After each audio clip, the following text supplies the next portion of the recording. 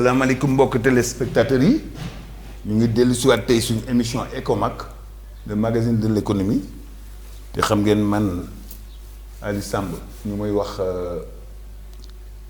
le coach et Mansour Gueye expert ñoo koy def mais yàlla dafa def tey Mansour dafa am ngànt professionnel loolu moo tax tey man maa fi nekk mais tey nag Ecomac day recevoir gan su ma leen nuyoo di leen feddile suñuy wëllëre ci ni nga xam ne jàppe ngeen ko émission bi tey moom émission samedi bi c'est vraiment une émission très importante dañoo am gan gi ñu ngi ko tuddee Ibrahima Sène nag Thiès defe naa ne jàllu présenté parce que yu bëri mu ngi ciy yëngatu dinañ ci gën a dugg mu ngi toog man incha allah su ma daanelee dinaa ko jox kàddu gi xam ne moom it mu gën a xuus ci li nga xam ne lay def mais Ibrahima Sène jarul présenté Ibrahima Sène doomi région Thiès la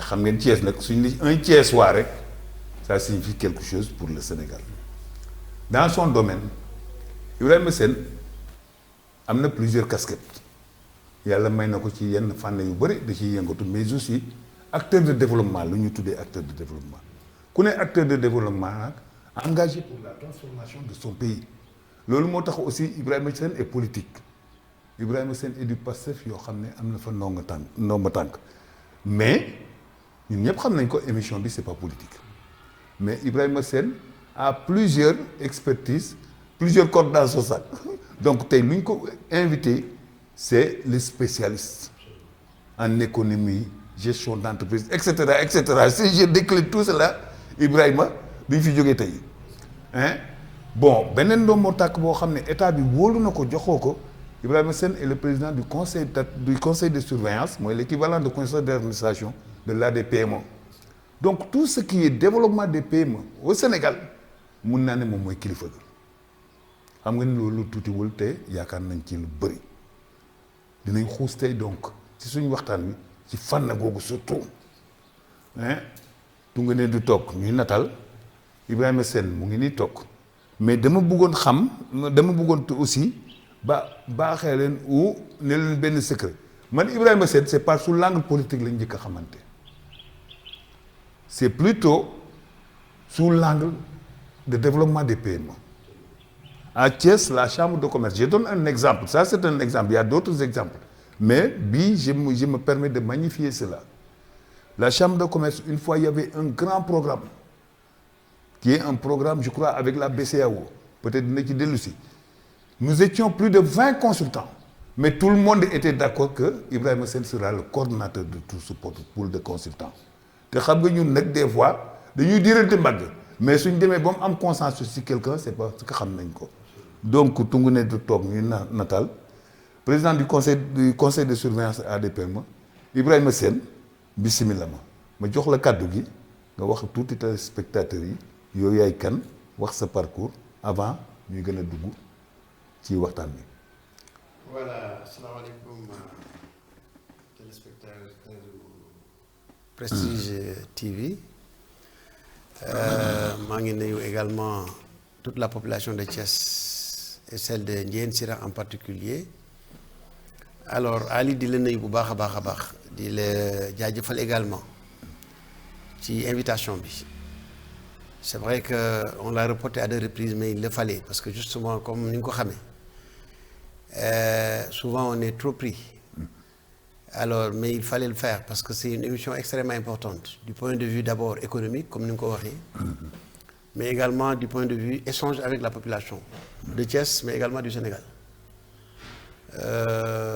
donc ma la ciy jaajëfal bu baax a baax di ci jaajëfal également mbooleem l'équipe bu Prestige TV alors comme ni nga ko waxee effectivement j'ai plusieurs casquettes mais ci gën a ràññeeku mooy la casquette politique mais également celle bi nga xam ne moom nga ma xamee woon parce que peut-être bi nga xamante sax xamoo ko ne j'étais dans un parti politique alors ma nekk ci parti PASTEF nekk fa un responsable de coordination de la commune de Ndiéyène Sirakh mais également nekk membre de la coordination départementale de Thiès alors en même temps comme ni nga ko waxee yàlla def ñu wóolu ma ba dénk ma le poste de président du conseil de surveillance de l'ADPMA muy li nga xam ne ça n'a pas été fortuit parce que ñi ma xam nañ ne cette agence muy cette direction qui est à l'ADPMA yàlla dafa def depuis ki ko jëkk a yor muy Marie-Thérèse Diédhiou te muy doomu Thiès également et yàggan naa fay liggéey comme consultant ba ci Mabousso Thiam ba ci Idrissa Diabira bi dem donc bu yàlla defee tey ma ñëwaat jël sama tànk dugal ko ci boîte boobu mais d'une autre façon wala beneen façade je crois que du ma def lu sant yàlla mais également di remercier ñi nga xam ne ñoo fa nekk muy le directeur général et toute l'équipe ci également seen ouverture mais également seen sens de l'écoute c'est loolu moo am solo je le dis souvent dans la vie amul kenn ku xam lépp kenn ku nekk da ngay xam dara kenn xam ñu boole xam-xam pour mu mën a jur njëriñ et c'est comme ça que ça doit se passer yàlla def nag man li ma makas néew ci xam-xam fekk fa également ñu xam dara donc je crois que bu ñu ko boolee comme j'ai toujours l'habitude de le dire on peut quand même mener cette boîte là vraiment ci avenir ba nga xam ne nii Sénégalais mu rek dina gis boppam je crois que c'est ça un peu l'objectif alors comme ni nga ko waxee nag am expérience bu bëree bari ci wàllu yu bëree aussi parce que l'expérience c'est quoi? C'est la pratique et je sais qu'en dehors en tout cas de ce secteur des PME yàlla dénk na ma également plus ou moins une petite expérience dans plusieurs domaines donc mais toujours orienté dans le développement parce que li ma gëm mooy le secteur bi nga xam moo ëpp solo cim réew mooy le secteur primaire te ce secteur là tant que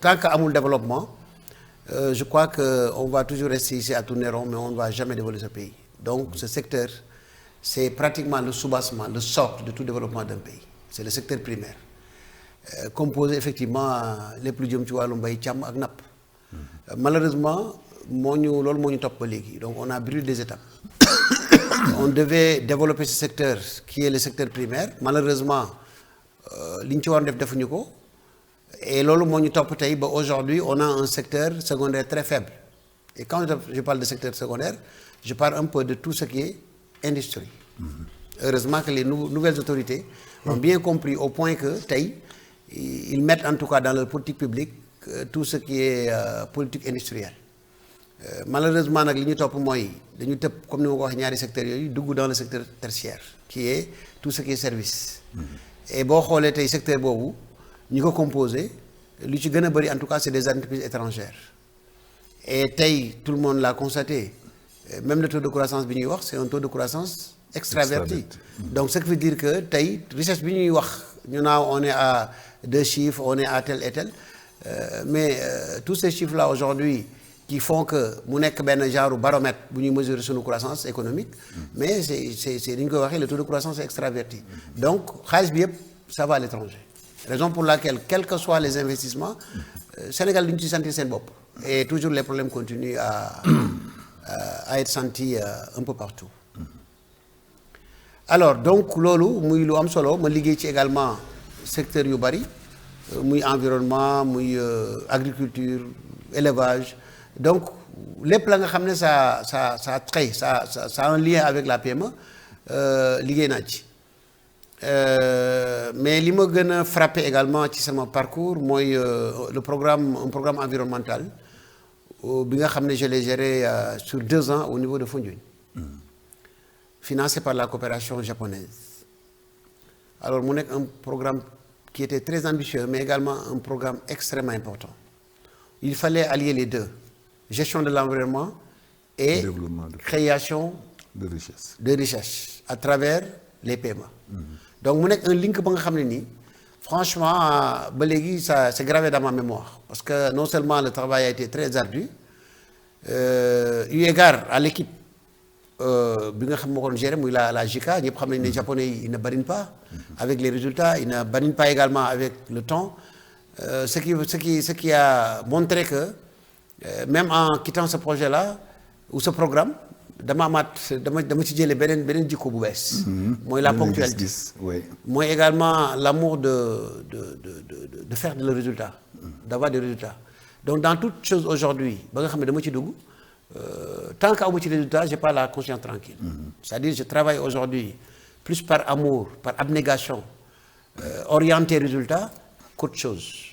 Souvent on est des consultants hein, tu le sais parce que comme ni nga ko waxee le programme de la BCEAO là moo tax ma xamante ak yow mais souvent damay dem ba dans le cadre de la consultance je mets à côté même l'aspect pécuniaire. Donc li may gën a motiver mooy je travaille pour mon pays et qu'aujourd'hui fépp fu ma nekk je dois faire des résultats pour le Sénégal en n'oubliant ma personne.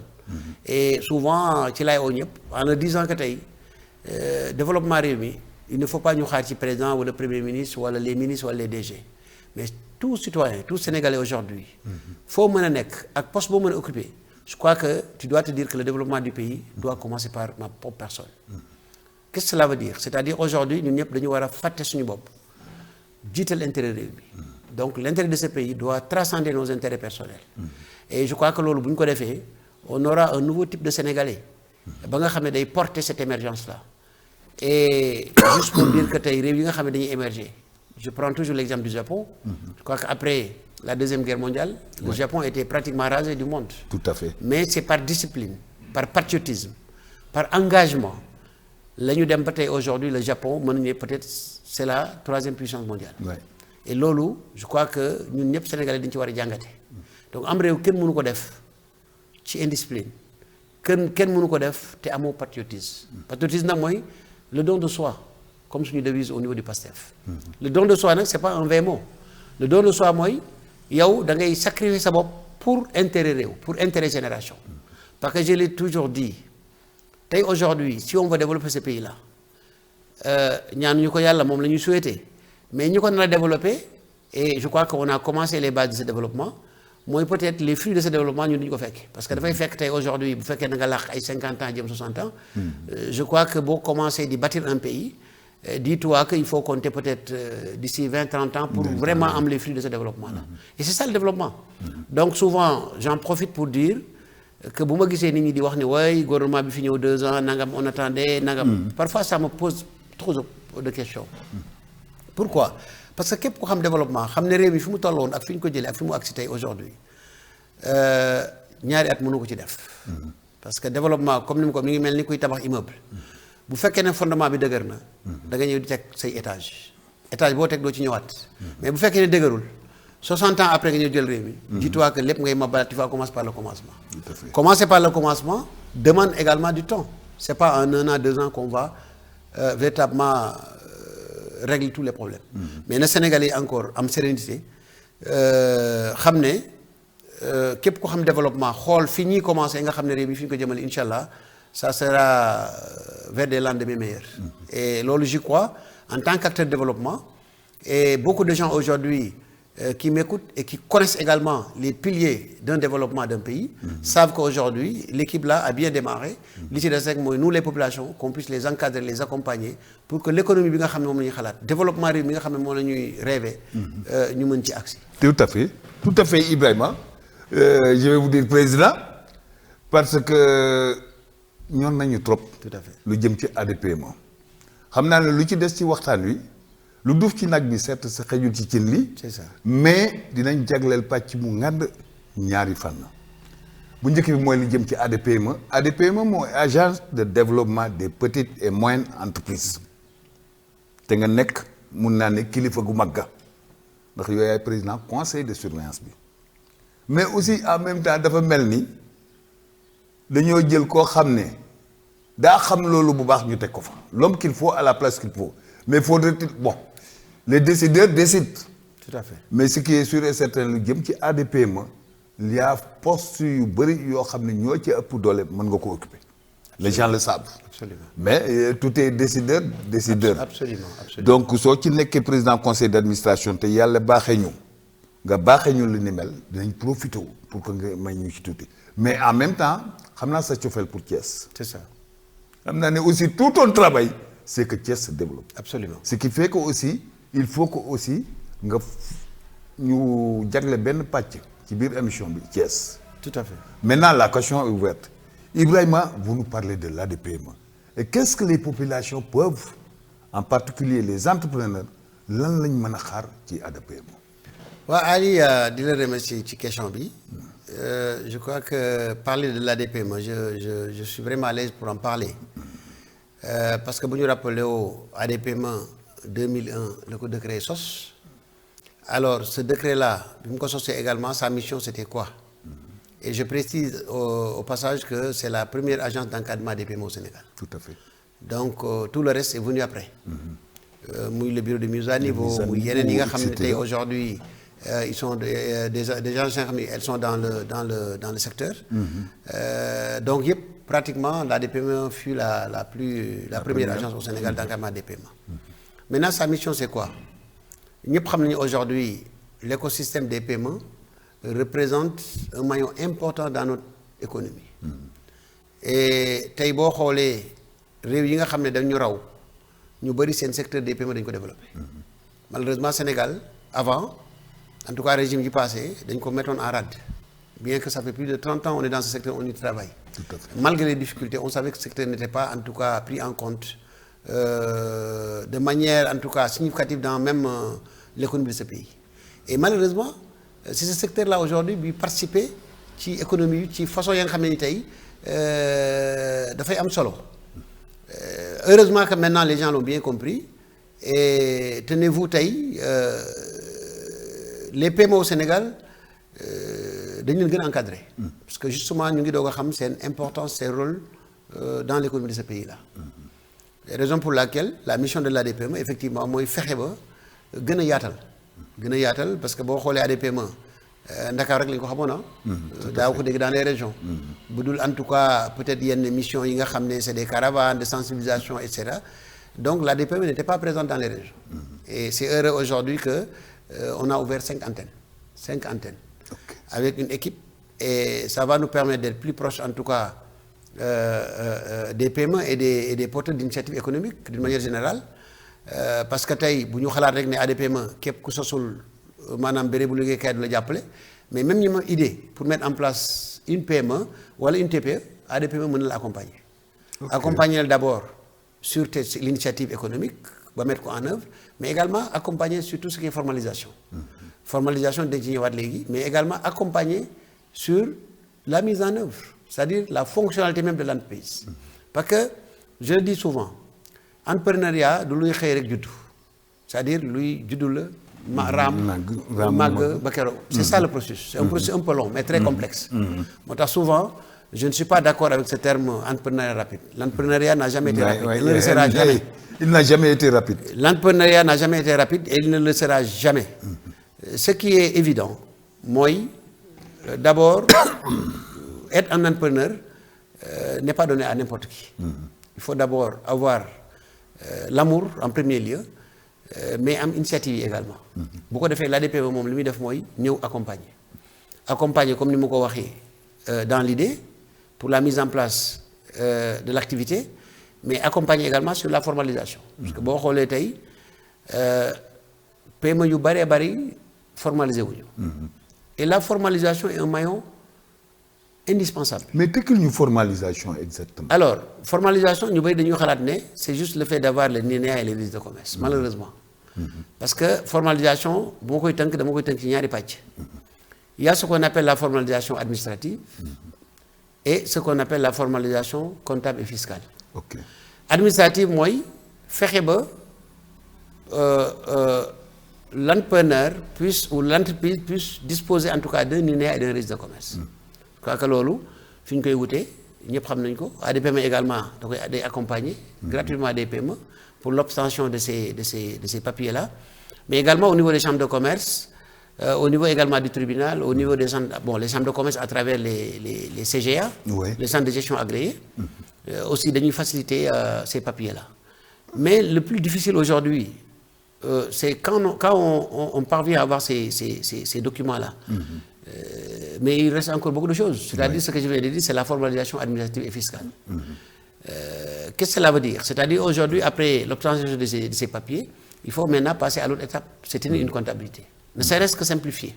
Parce que pour les PME, les TPE et autres, On ne demande pas une comptabilité Ciscoa qui est un peu complexe, qui demande quand même une expertise et des connaissances.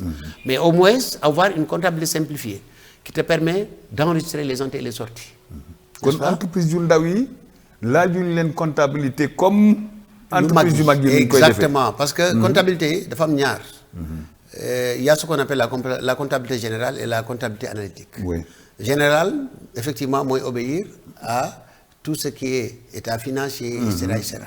La comptabilité analytique parle un peu de tout ce qui est fixation de prix, calcul des coûts de revient et autres. Là, kenn ku nekk yaa xam noo toj sa boppu janax. Mais là, pour la comptabilité générale, c'est une comptabilité harmonisée, mooy Ciscoa bi.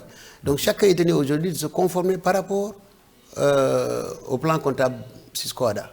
Et là, c'est pas donné à n'importe qui. Nous maintenant, dans notre cœur de métier, c'est-à-dire l'accompagnement des paiements, on leur demande juste d'avoir une comptabilité simplifiée. Ne serait-ce qu'enregistrement, entrée-sortie. Et c'est heureux aujourd'hui que l'ADPM, étant consciente en tout cas de ces difficultés, a mis en place une plateforme qui permet aux paiements en tout cas d'enregistrer directement. Ok. Muy boo duggee ci plateforme sama paiement. Même maintenant on accompagne les paiements sur la comptabilité. La comptabilité. Donc aujourd'hui les paiements yi nga xam ne en tout cas ñu ngi ci plateforme bi. am na beaucoup d'offres yu leen di permettre aujourd'hui ñu mën a tenir une comptabilité sans pour autant véritablement ñu am ay difficultés. Mais tout compte fait li ci am solo rek mooy une activité économique. dafa war a toutes les opérations doivent avoir des traçabilités. Une traçabilité du moins. C'est-à-dire lépp luy génn lépp luy dugg dañu ko war a bind.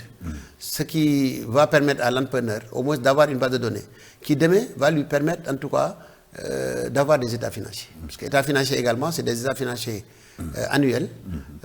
C'est un peu le bilan, le compte de résultat, voilà, le TAFIR et l'état annexé. Donc ça, chaque année entreprise bu ne da nga koo def.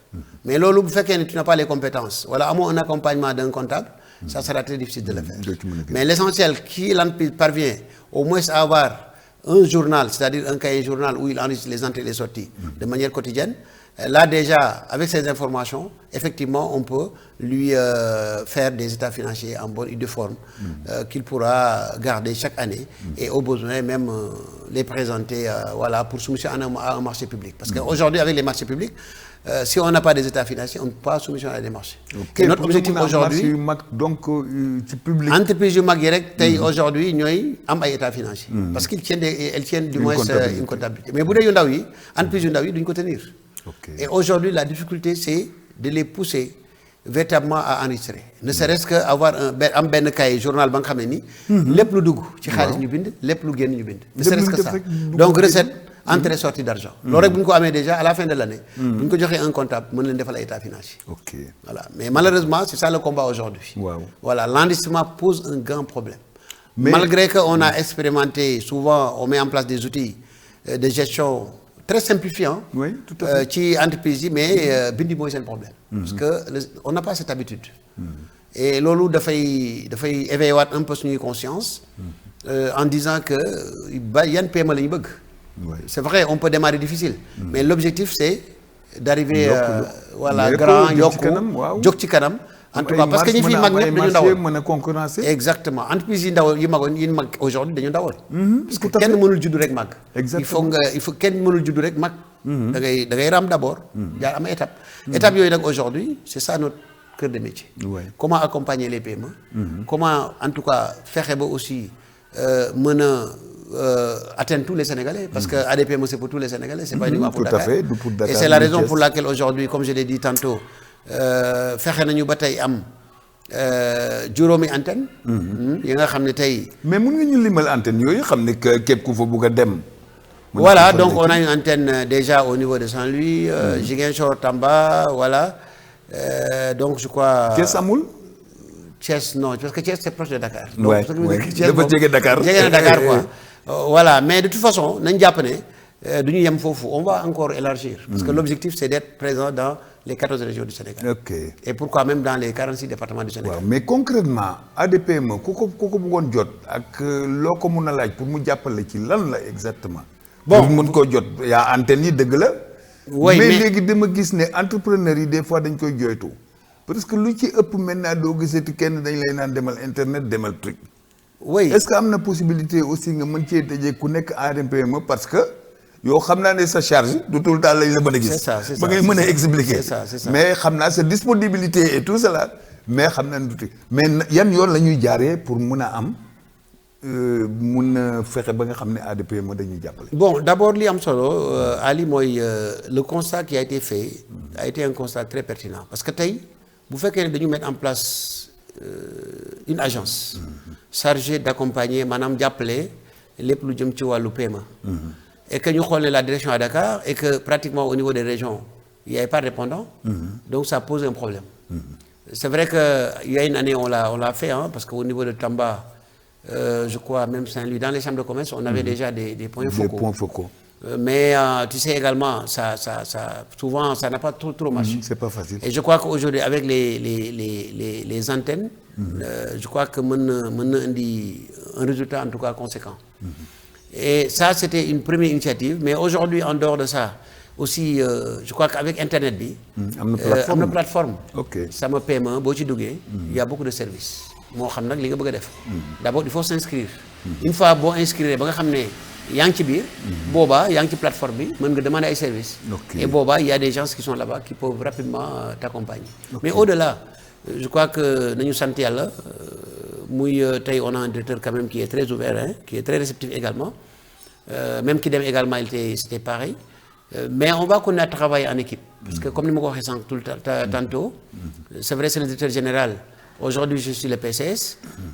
Il y a d'autres personnes qui sont là-bas comme le secrétaire général et d'autres ñi nga xam ne également ils ont l'expérience vraiment ñu xarañ lañu yàgg nañu liggéey également dans le secteur je crois que bu ñu conjuguer nos efforts waxtaanaat war nañ mën a dem xool yan système lañu mettre en place pour gën a jege askan bi. Et sur ce moi en tout cas l'idée que je vais peut-être proposer c'est de plus en plus chaque année ñu organiser lu mel ni ay forum décentralisé dans les régions c'est 14 régions chaque région ñu def benn forum invité nit ñi sensibiliser leen par rapport ak ADPME par rapport ak suñuy activité par rapport ak activités yi nga xam ne mën leen ko jàppale les PME. Effectivement le constat est amer il faut l'accepter. Il y a beaucoup de gens aujourd'hui qui disent que bon ADPME xamuñu malgré son importance duñu leen dégg dans les régions xamaguñu et cetera donc il va falloir ñu corriger loolu d'abord. Bien que l'ADPME est en train de faire un excellent travail. Mais tey ce travail là malheureusement ci wàllu vulgarisation dafa des. Et sur ce il va falloir ñu liggéey ci. Et moi j'ai fait des propositions en tout cas à l'équipe de direction pour que ñu jëm a xool naka la ñu mën def ba tey aujourd'hui non seulement nos actions soient plus visibles mais également qu'on soit plus proche des Sénégalais. Mais bon effectivement mais ADPME lan lay joxe exactement comme appui est-ce que day financer est-ce que day je ne sais pas ndax day lay former day indi ay formation ndax. Voilà donc xam nga écosystème des PME comme ni ma ko waxee l'encadrement des PME c'est très complexe. Donc c'est tout un package. OK. Et souvent il y a tout est lié. Et ce link là boo ci bàyyee benn maillon rek dafay impacter ci li des. Raison pour laquelle on est pratiquement ci maillon yëpp. Et maillon bi gën a métti. Parce que li gën a métti ci encadrement PME mooy d'abord le début. Le début waaye c'est-à-dire la TPE. foofu la liggéey bi nekk. la très petite entreprise. maanaam bu ndaw a ndaw bi mooy bu tuuti. wala juste nit ki am idée initiative économique. bëgg ko développer. C'est là où il y a vraiment tout le travail. Mais ki dem ba tey aujourd'hui mbiram taxaw. mu formaliser wu nangam nga jóg ko jàppale bon c'est vrai que c'est bien. mais c'est moyen difficile. Donc ñun ñoo jël moyen bi gën a metti. mooy commencer d'abord ci commencement bi. Accompagner la PME depuis le début. C'est ça vraiment le moyen le plus difficile. Et Dieu sait qu'aujourd'hui on est en train de le réussir parce que justement il y a des gens yoo xam ne ils sont partis du néant de tey. mën naa ne tey ñu ngi diir mbagg entreprise yu mag yi. Et même au niveau international tey fexe nañ ba ces gens-là am nañu en tout cas des répondants en termes de clients et autres. ba tey vraiment ils sont en train de faire un chiffre d'affaires extrêmement important. Alors léegi nag question bi mooy on fait des formations effectivement.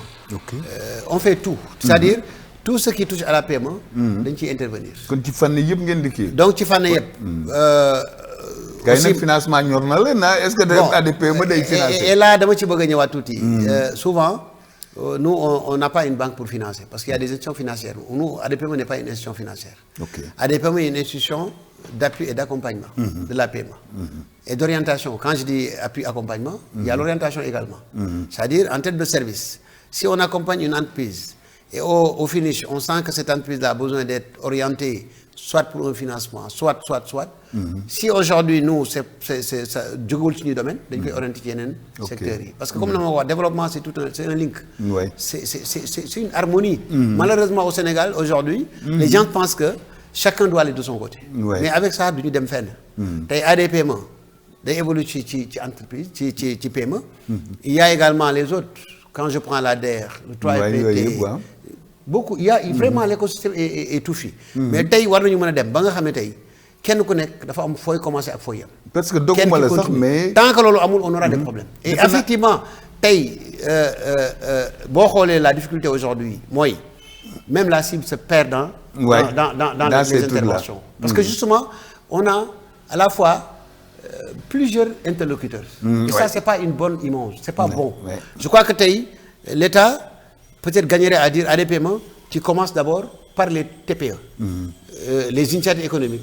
Arriver à un certain niveau de développement de la PME, on peut lâcher Baïko, peut-être le bureau de mise à niveau. Et ça, c'était ça l'objet de la mise en place du bureau de mise à niveau. Tout à fait. Donc souvent quand je vois bureau de mise à niveau wala yéen di wax di ay TPE, ça me pose problème. Donc tout est mélangé aujourd'hui. Tout à fait. Et aujourd'hui, en tout cas, c'est un cri de cœur que je lance à l'État pour ñu xoolaat la situation. Vraiment kenn ku nekk la nga war a gérer nga gérer ko. bañ a dugg ci en tout cas beneen domaine sinon dafay indi un mélange. Et là waxuma ko pour un peu me recroqueviller non. dama koy wax pour en tout cas faciliter à la cible. parce que la cible bu demee ba xamatul kan lay waxal. wala on a les mêmes cibles. qui day ñëw intervenir ci wàllu formation kii ñëw daat formation. ça pour la même formation. c'est ça pose problème. Donc je crois que quand même c'est un secteur qu'il faut quand même un peu assainir. gën ci waxtaan ak état bi ak les acteurs. pour ñu xool naka lañ mën def ba kenn ku nekk li nga war def mën ko def. et ça sera en tout cas au bénéfice de la cible PME. de la cible mais président man point boobu dem ciy teg kii sax souvent ñun ci suñ doom affaire consultats yi on appelle les synergies. entre les partenaires. Absolument. Mais le problème de la cible c'est que effectivement cible day égaré. Des fois les gens font la même chose. C'est ça. Da ngay ñëw tout le monde te donne les mêmes types de formation. Parce que par ailleurs des experts comme toi ñoo nekk ci gannaaw ñooy defar lépp. C'est ça. Ce qui fait que c'est la même chose que tu reprends. Absolument. Et tout le monde fait la même chose. Tout à fait, tout à fait. Hein? En termes de services. Ce serait mieux qu'il y ait des spécialisations. C'est ça. En termes de niveau d'accompagnement. C'est ça. Comme vous l'avez dit, le bureau de mise à niveau, vraiment par rapport à l'ADPME, ce n'était pas des échelles. Les mêmes échelles. C'est exactement ça. Mais lu yàlla xam doy na. C'est ça, c'est ça. Mais je crois que comme yeneen ci jiitu président donc comme de lancer nga kii bi appel bi je crois que nañ la ci déglu parce que ADPME nag bokk na ci ñi ci jiitu. C'est waaw ça. ma bàyyi la nga continuer pour la cible aussi. Absolument. Toujours. Et je crois qu'on l'a bien compris. Au point que yàggul dara on a lancé déjà organisé benn rencontre à l'hôtel Non. Où on voulait lancer en tout cas une étude sur l'écosystème PME. Notamment orienté vers les prestataires de services. Que ce soit des cabinets, des consultants, des structures même. On veut vraiment identifier véritablement cet écosystème-là. Pour xool qui fait quoi. Tout à fait. Et où il le fait. C'est-à-dire tey war nañu mën a xam. ban entreprise moo nekk wala ban consultant wala ban cabinet wala ban structure d'appui au PME moo nekk Kédougou wala Fonguelemi wala Saint-Louis. pour que ñu mën a xam exactement kenn ku nekk far nga war a mën intervenir. fu ñu la mën a référer. Exactement. Je crois que loolu l'étude a été lancée. c'est en cours. Et peut-être du yàgg. si le cabinet qui a été choisi termine son travail. peut-être dina def benn genre restitution. bu boobaa également ni ñu ko defee woon la ñuy waat ñëpp. mu def restitution bi ñu amendé. Tout à fait. pour mën ko affiner mais l'objectif final. c'est d'avoir en tout cas une mainmise wala ñu am une idée claire si ñi nga xam ne ñoo jàppale la PME. Tout à fait. parce que mënuñu également ñëw di accompagner les PME kenn ku nekk di jógee fu ne doo xam. oui tout à fait. il faut ñu xam kan mooy def lan. ak fan la koy defee. Tout à fait. bu boobaa dinañ dimbali. ñu mën a également gën a affiner suñu approche suñu stratégie. par rapport à l'encadrement bi ñuy defal la PME. mais yéen ak seen naataango yuy dugg ci appui au PME est-ce que yéen a ngi waxtaan pour affaire avoir des possibilités de synergie. waaw je crois que même foofu kii wu ma ci juste président parce que j'ai vu avec la DER j'ai cru entendre une fois qu'il y avait des perspectives de convention de partenariat ainsi de suite. Oui, tout à fait. Vous savez peut-être l'avantage un peu de la PM, de l'ADPME par rapport à certains, c'est qu'aujourd'hui en dehors peut-être bon tout converge vers la politique de l'État, hein, notamment par rapport au référentiel, à l'agenda de transformation. Mais nañ jàpp ne aujourd'hui on a également d'autres bailleurs, d'autres partenaires, que ça soit l'Union européenne, que ça soit l'UNIFAM, que ça soit la GIZ, que ça soit même la coopération la GIZ, japonaise, la JICA coopération et tout. belge, donc souvent etc. la coopération belge. Donc souvent c'est des programmes qui se déroulent à travers l'ADPM.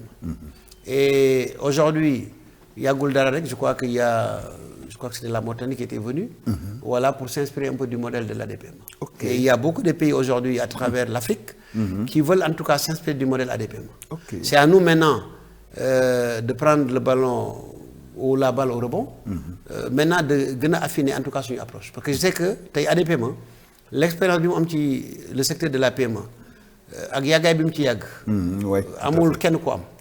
Et aujourd'hui, cette expertise-là, cette expérience-là, dañ ko war a jaay à travers l'Afrique.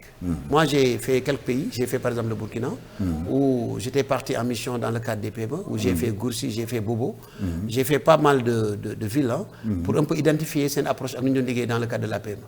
Mais tey Sénégal, li ñu ci capitaliser ci wàllu PME, il y a beaucoup de pays qui ne l'ont pas. Tout à fait. Mais ça dañ ko war a jaay, c'est-à-dire dañ ko war a tey vulgariser, dañ ko war a gën a affiner, jaay ko à travers en tout cas l'Afrique. Et pourquoi pas le monde. Tout à fait. Parce que c'est un modèle extrêmement important. Maintenant, ce modèle-là, c'est vrai qu'avec l'équipe, il sera mieux affiné et vendu. Et loolu la ñuy xaar aujourd'hui. Au point que tey l'expertise sénégalaise à travers l'ADPM, dans le secteur des PME, mais dañ koy un peu vanter un peu partout à travers. Voilà, je crois que loolu liggéey la ba nga xam ne également l'équipe de l'ADPM va y travailler et nous tous on va y travailler pour que ce modèle-là puisse être un modèle qui pourrait être vendu hors de nos frontières. Et c'est extrêmement important parce que quand même, on en a beaucoup fait quand même. Voilà. Mais président, exactement. Parce que les ñu dem nag ndax xam naa lu la ñor la Thiès daf la ñor. Vous savez, comme on le dit, Thiès, vous avez le développement de Thiès dans votre cœur. Mais avant ñu ci dem, par exemple, moi, entrepreneur, je veux accéder au service de l'ADPM. Fan la jaaree. Voilà, xam nga c'est vrai qu'aujourd'hui wax naa ko il y a la plateforme. mën nga ci dugg. sama PME voilà dugg ci après day am ay entrée mën nga dugg. expliquer présenter wu d'abord expliquer sa activité et cetera ak niveau bi nga toll. tout ça il y aura des répondants. Ok. Mais au-delà. J'ai dit que commencer par 5 pôles. Balma plateforme bi pour dugg ci doy def ADPM rek ngay tapé. ci Google ADPM voilà. Ok. boo ci duggee. donc www. boo duggee rek da lay génne boo duggee automatiquement day génne bu génne rek yow nga dugg. cliquer après voilà nga mën a dugal sa kii. kon ak sa téléphone ak tout cela. lépp même sa smart téléphone ak lépp. ordinateur et tout loo am mën nga ci dugg. D'accord. Alors mais doyul parce que boo xoolee tey c'est vrai que nous sommes à l'ère des TIC. mais tey au Sénégal TIC yi. fi ñu ko gën a orienté surtout suñu mbokku àll bi. muy sama mbokku ñi nga xam ne nekk dans les communes. c'est souvent sur Facebook TikTok. mais pour ay recherche xool leen di jëriñ. voilà donc loolu également je crois que état bi dina ci gën a góorgóorlu. et que les ministres chargés de la communication dañ ci gën a liggéey. surtout avec l'avènement de Interlink. nga xam ne tey aujourd'hui mi ngi dugg si dañ ci war a gën a waxtaanaat parce que Interlink également c'est vrai qu'au même moment on maîtrise. yi fi nekk muy les entreprises de distribution de réseau. muy Orange muy ñeneen ñi. mais autant tey Interlink bii ñëw xaw ma Starlink c'est le Starlink. donc il faut que ñu def ci attention. gën ko càmbaraat. ba xam fan la serveur yi nekk. serveur yi mën na bañ a États-Unis parce que vraiment. alors c'est des données personnelles yu ñu jël. alors parce que tey boo xoolee service bi. le peu bi ma ci xam en tout cas ci information. c'est un service non seulement accessible. mais service la également ba nga xam ne nii en termes de coût c'est très accessible. mais service ba nga xam ne aujourd'hui day gën a dem dans le monde rural. oui. parce que tey bu la neexee mën nga dem jënd yow danaa ko entrepreneur dem jaayaat. ok donc c'est possible. avec Starlink. donc bu ko defee nañu ci def attention également et je crois que loolu état bi dina ci def lu mu ci war a def. surtout la sécurité des données. exactement donc. Pour revenir un peu à votre question. tey en dehors en tout cas de l'internet. je crois que on devrait également. créer un partenariat ñu kii ko à Thiès. tey su ma bëggoon par exemple mun a contacter ADPM et cetera physiquement Bon, Parce que mën j'ai nga pas dugg vu. ci plateforme mais également l'ADPM est en train de travailler avec les chambres de commerce. Ok, les chambres de waaw commerce. Et pour Pôle que ñu mettre emploi également ay Pôle emploi, est-ce que yéen a Pôle ngi liggéey ak emploi ñoom? bon souvent normalement c'est des gens qui doivent s'orienter également parce que seen liggéey loolu tax ñu mettre les pôles emploi les pôles Donc, services chambre de commerce, Pôle service, emploi, voilà Sénégal chambre de service, métier, chambre de métier toutes ces chambres consulaires là aujourd'hui Sénégal service, ok. exactement D'accord. parce que ni may wax yow aujourd'hui dans le conseil de surveillance de l'ADPM mais il y a le représentant des chambres de métiers du Sénégal. Ok. Donc l'union des chambres de métiers est représentée dans le conseil de surveillance. D'accord. Comme les banques et autres. Donc Ok. loolu c'est pour nous permettre d'échanger un peu sur ces aspects liés voilà, à l'accessibilité, Ouais. mais également liés aux finances et autres. Donc c'est extrêmement important. Alors mais man li ma gëm mooy aujourd'hui il va falloir que ñu liggéey gën a liggéey pour que l'ADPM sa porte d'entrée en tout cas ou bien la porte d'entrée de nos PME puisse être la commune. Parce que tey on a 557 communes du Sénégal, Oui. dont les 525 sont rurales.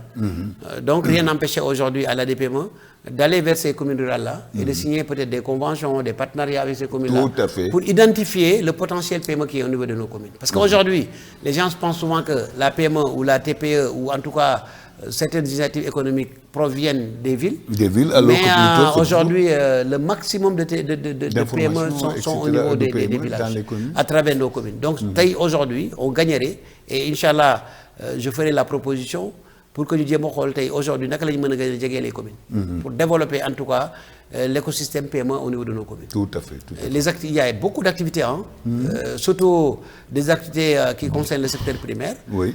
Comme nous l'avons dit, c'est le soubassement en tout cas de notre développement. Oui. Et taille, on devrait pouvoir s'orienter vers ces PME-là, ces TPE-là au niveau du monde rural pour développer en tout cas le secteur primaire à travers l'agriculture, l'élevage et la pêche, pourquoi pas. Tout à fait.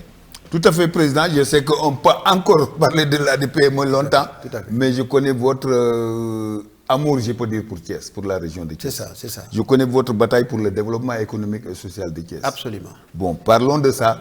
Et puis, vous savez, nous avons été choisis pour la fête du 4 avril. C'est ça. Il y a aussi, c'est tout un ensemble de choses. Vraiment, l'aspect PME, beaucoup de choses. Absolument. Hein, nous voulons vraiment votre point de vue là-dessus. Merci Ali, je crois que lolu am solo la et je vous remercie de m'avoir posé cette question.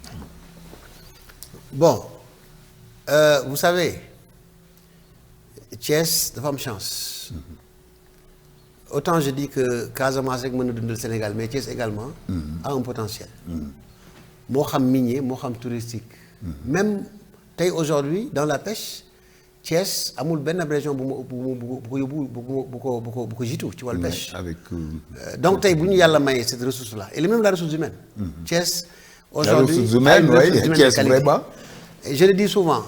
tey boo xoolee kàngam yi nga xam ñoo yor. Sénégal gouvernement bi Sénégal yëpp lycée Malick Sy lañ jaar. Oui. tey boo xoolee Thiès li fi nekk ci des personnes ressources de qualité. boo ko doon compter du jeex mun ngi fanaan. Oui. Donc une région comme ça mënul am vraiment ce potentiel là. te mënul développer. Te mënul développer. te bu ñu waxantee dëgg aujourd'hui il nous reste énormément de choses à faire. C'est pourquoi je dis souvent tey ñi nga xam ne ñoo ngànk nos communes. muy les mairies dañu war a gën a góorgóorlu mooy commencer d'abord par ma commune. c'est la commune de Ndiédiène Sirakh. Il faut que ñu xam ne tey développement dafa changer. da daan am bu njëkk mënatul am. tey dañu bëgg à la tête de nos communes des visionnaires. des gens nga xam ne en tout cas ils sont avertis par rapport au développement du pays. Parce que dama koy faral di wax développement réew mënul dem tant que commence ñu par des communes. Le développement c'est à la base. Tout le monde le sait. Et aujourd'hui même tey ministres yi la ñuy xalaat ci seen budget yi la ñuy tëgg lépp ci commune la waroon jóge. Loolu nag il faut mettre en place un système qui nous permet aujourd'hui commune bi mën a mettre sur place en tout cas ay propositions mën a mettre en place la nga xam ne ministre bi ci loolu lay taatane pour mën a xool aujourd'hui naka lay taxawee. Et là ça me permet un peu de faire benn glissement. Depuis Senghor jusqu'à nos jours. C'est des milliards et des milliards, des milliers de milliards. yu ñu investir dans ce pays-là mais tey amul jour booy xëy te amul ay casse ay xeex ay nangam booy on n'a pas d'eau la santé les routes parce que lan moo ko waral parce que dañu commencé woon ci commencement bi c'est-à-dire tey bu ñu jëlee rek les budgets de nos ministres nañ ma wax ban système la ñu mettre en place aujourd'hui pour partir de la base pour élaborer un budget. Ça, c'est un problème. Ça pose problème. Raison pour laquelle, malgré les milliers de milliards qu'on injecte Oui. dans le développement de ce pays, à chaque fois, da ngay xool ne am na ay tensions un peu et cetera. Donc, l'idéal voudrait aujourd'hui qu'on parte de nos communes pour développer ce pays. Oui. Et partie de nos communes, c'est qu'aujourd'hui, maires yi nga xam ne tey ñoo ko ŋànk wala ñoo ko nar a ŋànk ñu nekk des gens très avertis. Oui. Des gens vraiment qui sont au fait vraiment du développement de ce pays, qui ont une bonne vision de développement. Parce que tey normalement bu fekkee ne on avait des maires yi nga xam ne am nañu une vision de développement tey les ministres peut-être allaient travailler moins. Oui, oui, tout à fait. Allaient travailler moins. Et loolu je crois qu'avec cet acte de décentralisation bi nga xam ne tey moo war a nekk en cours dinañ ci waxtaan. xool nu ñu gën a joxe ay pouvoir le maire. xool également les compétences transférées là qui sont au nombre de 9 nu ñu koy mën a yokkaate parce que pour man c'est très peu. C'est très 9 peu, compétences c'est très peu. Ouais. Et li ma gën a tey aujourd'hui xaw a naqari ci mbir mi mooy y a 2 compétences yi nga xam ne muy l'eau ak les mines. Oui, oui. tey boo xoolee bu Ils sont pas fekkee ndox transférés. bu nee c'est pas bu nekkul une compétence transférée. Ouais, ouais. Ça pose un problème. Ça pose un problème. Donc si aujourd'hui bu fekkee ne le maire là aujourd'hui amul peut-être voilà yenn prérogative pour gérer l'eau dans sa commune. Ouais. Alors que l'eau est vitale. Et si on parle également de gestion de proximité. Là également c'est à revoir. Les mines idem. Il y a des communes yi nga xam ne nii boo jëlee la commune de Ngoundiane. Oui. koo xam les carrières. Mais tey boo xoolee Ngoundiane la ci am. ay droits de stationnement ak peut-être yenn taxes yi nga xam ne nii tout le reste c'est les ministres qui gèrent. Oui. Donc yooyu yëpp c'est des choses yi nga xam ne je crois que dañ ci war nañ ci def taxaw seetlu. xool ba xam ni ñuy dooleelaat les communes. Parce que développement Sénégal mënul commencer lu ci communes yi. communes yi kese la ñu mën a dooleel. jox leen ay responsabilités jox leen ay prérogatives yi nga xam ne tey ñooy jël ay initiatives pour dépôt. Effectivement avec le contrôle de l'État. Parce que l'État mënul bayal communes yi. Mais nañ leen jox ay prérogatives yu leen di permettre tey ñu mën di xalaat pour développer réew mi sous la supervision du moins et sous le contrôle de l'État. Je crois que loolu bu amee tey fi ñu bëgg a jege réew mi dinañ ko yóbbu mais en tout cas encore une fois de plus je dis que développement réew mi ci commune lay commencer et l'ADPME inchallah va y veiller dina ci gën a sooxu mais ñu jàpp ne également wax nga lu am solo muy le 4 avril Thiès wax naa ko potentiel minier bi touristique fàtte naa ko. oui oui tout à fait non cité woon nga ko sax wax nga ko. Thiès kenn mënul des gannaaw. mais au-delà. li ma bëgg a lancer également mooy Ali. il faut que ñu xam ne la région de Thiès ne s'arrête pas à la ville de Thiès. ouais. Ça me tient à cœur et je tenais à le dire. et je vous remercie également de m'avoir donné l'occasion pour ma wax ci. développement Thiès jëmul ci ville du Thiès. 4 avril bi et ça me permet également peut-être ma lancer ci benn appel au président de la République. 4 avril bu ko président lancé c'est pour développer la région de Thiès. qui est composée de 3 départements. mais rawatina département bi nga xam tey mooy abriter le 4 avril. oui. donc bu ñu jàpp ne peut-être je ne connais pas encore l'enveloppe qui sera dégagée pour cette fête mais nañ jàpp ne l'enveloppe là ne concerne pas la ville de Thiès. J'ai vu maintenant des gens s'agiter. remercier le maire de Thiès et cetera mais nañ jàpp ne le 4 avril n'est pas pour la ville de Thiès nekkul pour commune Thiès ça je le dis et je le répète. oui. 4 avril c'est pour toute la région de Thiès. À juste titre. Et là je tiens vraiment ça me permet de lancer un appel au gouverneur que tey toute la région daf ci war a gis bopp. non seulement les 3 départements mais le département de Thiès bi nga xam moom mooy abrité. oui. te boo waxee département Thiès da ngay wax les 15 communes les 15. boo waxee département Thiès da ngay wax les 15 communes de Thiès. donc ma commune. donc nañ jàpp ne tey aujourd'hui ce 4 avril là. dañ ci war a convier toutes les communes du département. oui. et de la région. pour que ñu mën ci waxtaan. xool ba xam kenn ku nekk nu ñuy taxawee. mais je ne peux pas comprendre ñu jël ay milliards. mais président 4 avril jot na presque. non jot na. d'ailleurs c'est ça le seul bémol quoi. je me suis dit que bi ñu ko lancé conseil des ministres passé. waaw c'est ça. ça fait 2 mois lan la ci mën def. mais je crois que c'est pas trop tard. dans la mesure où l'essentiel nañ ne na président ne dégage naa tant de milliards. wala en tout cas enveloppe bi mi ngi nii pour parce que objectif bi derrière c'est pas le défilé hein. c'est vrai que c'est le défilé. mais objectif c'est comment faire maintenant. pour développer la région. c'est ça quels sont moo tax décentralisation bi am solo sur le plan économique. donc exactement donc décentralisation bi objectif bi du 4 avril l'objectif c'est pas juste pour venir faire des défilés. sol ay t-shirt ak ay yére yu rafet nangam c'est pas ça. ci la bokk am na solo. mais li ci ëpp solo mooy ni ñu def ba région Thiès. suite à ce 4 avril là. mu mën a changer de visage. et là vous allez me permettre en tout cas Ali. de toucher du doigt aspect bu am solo. et je l'ai dit on ne peut pas accepter aujourd'hui qu'on mette des milliards à Thiès. ñu yemale ko ci ay trottoirs ak ay pavages ay nangam alors que Ndiéyène Sirakh boo xoolee la route Ndiéyène Sirakh Khombole. c'est moins de 20 kilomètres mais tey pour jaar fa c'est la croix et la bannière loolu mënutul nekk c'est pas possible. et ça c'est un cri de cœur que je lance au président. et incha allah fan yii di ñëw dinañ ci gën a waxaat. là nañu jël 4 avril bi avec l'enveloppe ñu xool nu ñu koy répartir en tout cas au niveau de nos communes. tey boo demee am na commune yoo xam ne pour ñu naan problème la. amuñu yoon fajowuñu. donc je crois que loolu mooy priorité bi. mais priorité c'est pas de prendre des milliards et de les mettre dans juste benn avenue. peinture ko def ay jeux de lumière ay pavage ay nangam c'est pas ça. c'est ça le développement. c'est vrai qu'il faut embellir. mais je crois que il faut qu'on aille au-delà. oui. au-delà de l'embellissement. mooy li ma wax sànq ñu jéem a identifier d'abord. dans la région yan département moo nekk lan ngay am. mais ñu jox la priorité également au département de Thiès. la responsabilisation que ça soit inclusif. c'est ça et que ñu xalaat département Thiès bi nga xam ne habité le 4 avril.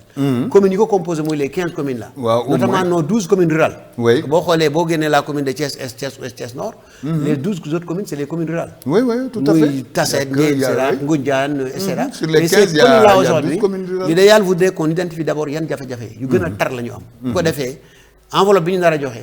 d'abord ñu prioriser ko. et je le dis je le répète. la route de Ndiéyène Sirakh là. mënutul continuer il faut président bi. gouvernement bi jël ci ay dispositions. c'est la seule commune aujourd'hui bu amul benn mètre bitumé. aucun mètre de route bitumée amul. toutes les autres communes muy Ngoundiane muy Touba Toul partout toutes les autres communes tey am nañu ay goudron. il reste que Ndiéyène Sirakh donc je crois que loolu. encore dama koy waxaat di ko répété waat il faut que état bi jóg taxaw ci. et je crois que fan yi ñëw man dinaa ci dox lu mu mën. mooy rencontrer en tout cas ñi nga xam ne ñooy ay kilifa. muy le ministre. et même au besoin le premier ministre pour ñu wax ci parce que la route là mënuñu ko bàyyi nii il faut ñu defar route bi. tout à fait donc loolu laa bëggoon wax ci 4 avril bi. xam ne nit ñi bu ñu xalaat ne juste c'est la ville de Thiès mais c'est toutes les communes. c'est toute la région de Thiès. ñu yóbbaale ko xel bu baax a baax a baax. si donc au-delà parce que su ma comprendre say wax ji. c'est de profiter de cette opportunité de 4 avril pour promouvoir un développement endogène solide. Absolument. Au profit de tout le monde. Absolument. hein ñëpp a ci bokk ñëpp a yi war a gis seen njëriñ. Absolument et ci njëriñ boobu. waaw doguma la. wax naa sànq dañu xool peut-être jafe-jafe communes yi. même au niveau interne. vous avez parlé d'économie endogène.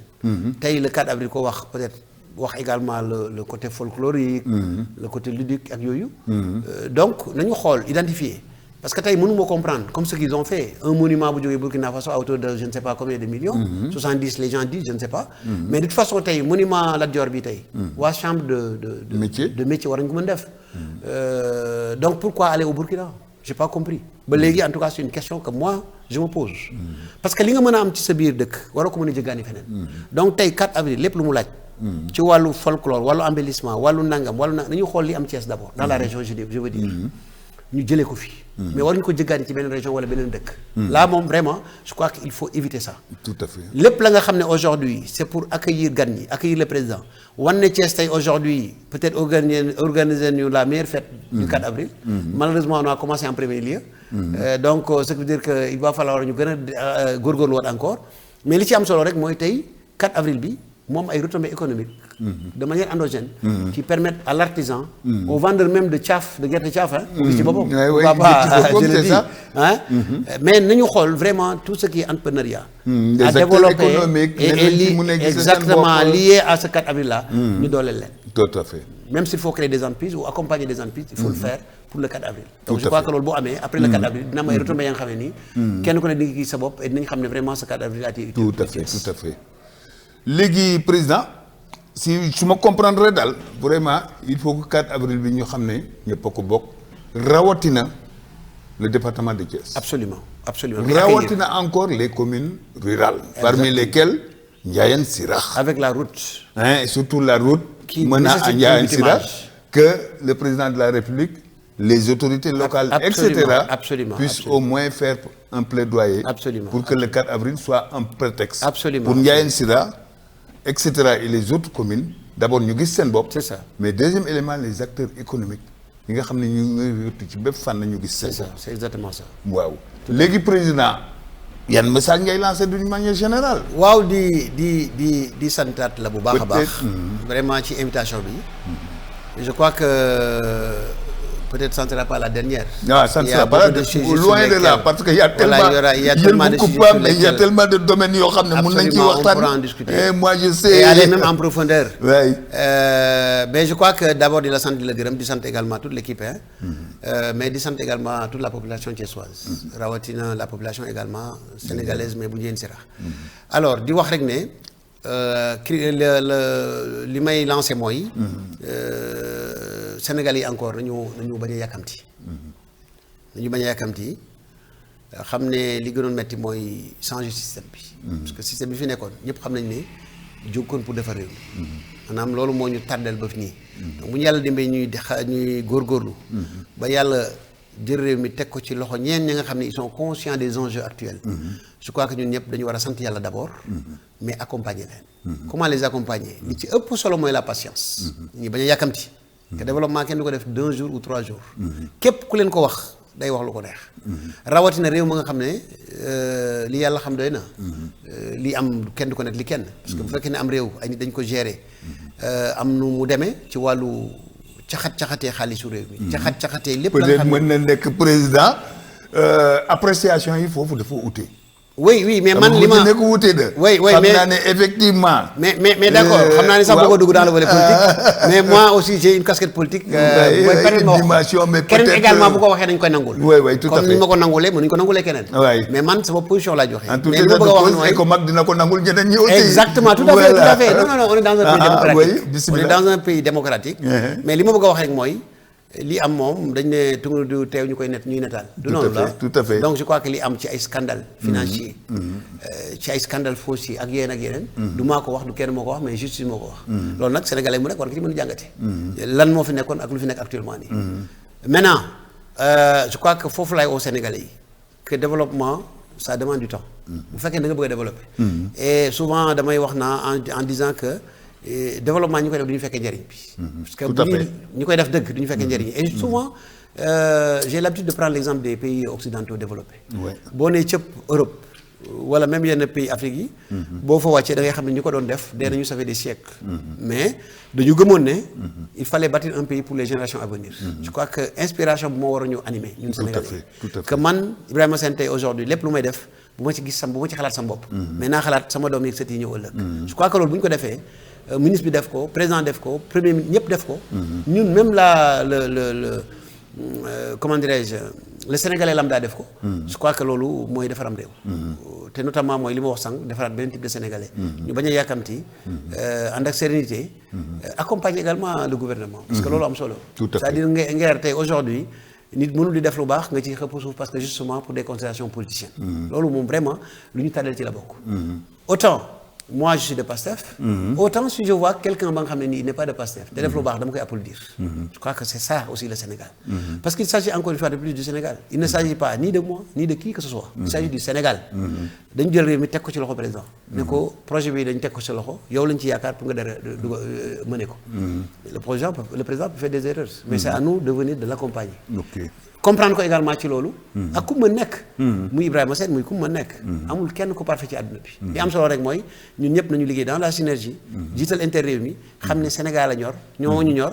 te li ñuy def nii c'est pas pour nous mais c'est pour les générations. les générations bu à venir. malheureusement li fi daan am nag mooy kenn ku nekk looy def sa bopp nga ci xool. waaw sa bopp nga ci xalaat boo ci gis sa bopp dinaa ci lekk léegi ci suuf. maa nga ne dinaa ci lekk léegi. exactement loolu nag alors que Alaaji Malick tey ñu lekk ci maxamam mais c'est exactement ça c'est exactement ça li am ni tey ci kilifa yi wax ko Alaaji Malick wax ko Sëñ Touba li ñu liggéey ba dara nekkul daal li ñu daj ba lii am tey ñoom lekkuñ ko ci sax ay non fekk tey man sët ba lu ma cee lekk tey moom lekku ko ci boo jëlee surtout Sëñ Touba waxuma sax doomam mais sëtam bi nga xam ne tey privilège bi mu nekk di dawal ay oto yu rafet yu bakkane nekk ci kër yu bakkane bu laajee milliards ñu jox ko mais Sëñ Touba mosu ko am ma xam Sëñ Touba la de xaw ma fekk ma jamono Sëñ Touba peut-être xaw ma ci lu bari mais Sëñ Touba daawul fanaan ci ay clim daaw doon ay 8-8 daaw dugg ci ay 8-8 donc je crois que loolu déjà dafay wan ne ndir booy tabax dara du pour yow mais pour génération yi donc nañ jàpp ne également ce système là qu'on a mis en place qu'on est en train de mettre en place du moins c'est un système tey buy door a développer réew mi te c'est pas du ci benn fan du ñaari fan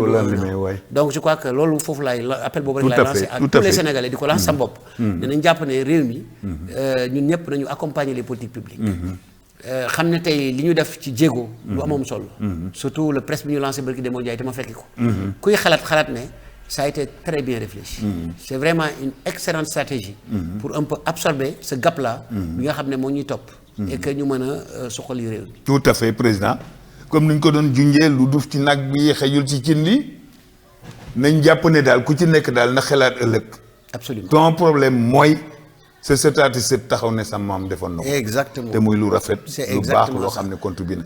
léegi sa nuyoo. par merci rapport beaucoup aux et souvent je le dis téléspectateurs. qu'aujourd'hui ñun peut-être suñu maam dem nañu mais suñu papa on s'est posé la question de la difficulté demee ñun dañu bëgg bu ñu demee aussi suñu doom yi sër bu ñëwee ne machallah vraiment nos papas wala nos frères on fait ça ont très bien travaillé Ouais, parce que dañuy fekk un pays vraiment émergent et inch'Allah foofu lañ jëm parce que li ma gëm mooy avec cette équipe bu ñu yàlla dimbalee inch'Allah rabbi fii ak ni ñu ko waxee 2050 le Sénégal sera le meilleur yàlla pays waxul kenn dara en Afrique yàlla waxul kenn dara donc may sant ñëpp mu Ali di gërëmaat ñëpp encore di jaajëfal également tous les téléspectateurs de Prestige TV di la santaat di gërëm toute ton équipe di ñaan yàlla wanaat ci jàmm incha allah merci beaucoup jërëjëf président pour votre disponibilité te damay souligner au préalable sa disponibilité surtout ñëw nga fi toog xaar équipe bi pendant au moins 40 minutes et l'équipe n'était pas absolument encore une fois de plus on vous remercie merci beaucoup ñu ngi remercier téléspectateurs yi ñu ngi remercier ñi dimbale tey kenn du leen di gis ñoom El Hadj ak ñoom Daouda ñoom Pape Ablaye Mbeng di aussi jël nuyoo bi yëpp ak remerciement yi teg ko ci loxo Pape Doumbouya borom kër gi di ñaan yàlla ak beneen daje merci beaucoup je le précise dama bëgg nga ne ma waaw avant ngay dem ndax xam naa ne am na lu bëri loo xam ne am njëriñ la te jotuñ koo wax. amul benn ndax xam naa la. amul benn donc je vous demande votre disponibilité. au moment opportun tant que vous le sentez. waaw. y a pas de souci, je suis disponible. Merci président. Voilà yow moom vraiment je donne ma parole. Merci. Et que comme ni nga ko waxee effectivement il y a des sujets yoo xam ne sax. ça sera vraiment benn sujet moo xam ne mën ko débattre. waay mën a yaatu ñu tout à gën fait ci yaatal et puis voilà. tout à fait pour que Sénégalais yi mën a comprendre. tout à parce fait. que il s'agit de ça présentement. tout à fait contexte moo ko laaj. tout à fait il faut que Sénégalais également xam. donc laaj na ñu gën a am temps. di jël thème par thématique. tout à fait mën ci débattre dem en profondeur pour que tout à nit ñi fait. mën a xam exactement. tout à fait jërëjëf donc ma lay président jaajëfal merci beaucoup. c'est vraiment ça merci les téléspectateurs. Merci beaucoup kon ba beneen yoon. Jërëjëf. avec Ecomac. jërëjëf merci à tout le merci monde. bien merci.